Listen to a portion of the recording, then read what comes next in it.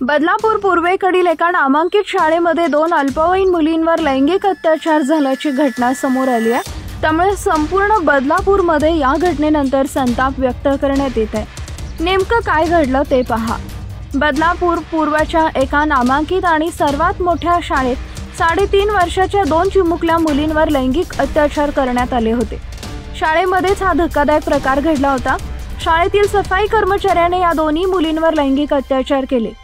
विद्यार्थिनींवर शाळेमध्ये लैंगिक अत्याचार झाल्याचा प्रकार समोर आल्यामुळे खळबळ उडाली।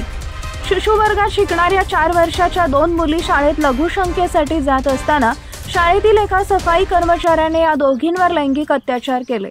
12 आणि 13 ऑगस्ट रोजी ही घटना घडली। यानंतर पीडित मुलगी शाळेत जायला तयार होत नसल्याने तिच्या आजोबांनी तिची वैद्यकीय तपासणी केली असता त्यात तिच्यावर अत्याचार झाल्याचे समोर आले। तर या शाळेतील आणखी एका मुलीसोबत देखील असाच प्रकार झाल्याची माहिती समोर आली आहे। दोन्ही मुलींवर सध्या रुग्णालयामध्ये उपचार सुरू आहेत। या दोन्ही मुलींच्या कुटुंबियांनी 16 ऑगस्ट रोजी दुपारी 12 वाजता बदलापूर पूर्व पोलीस ठाण्यात तक्रार नोंदवण्यासाठी धाव घेतली होती। मात्र रात्री 1 वाजेपर्यंत त्यांचा FIR नोंदवून घेण्यात आला नव्हता। अखेर मनसेने या प्रकरणात हस्तक्षेप करत वरिष्ठ पोलीस अधिकाऱ्यांना संपर्क साधत FIR नोंदवून घेण्यात आला। त्यामुळे पोलिसांच्याही कारभारावर संताप व्यक्त केला जात होता।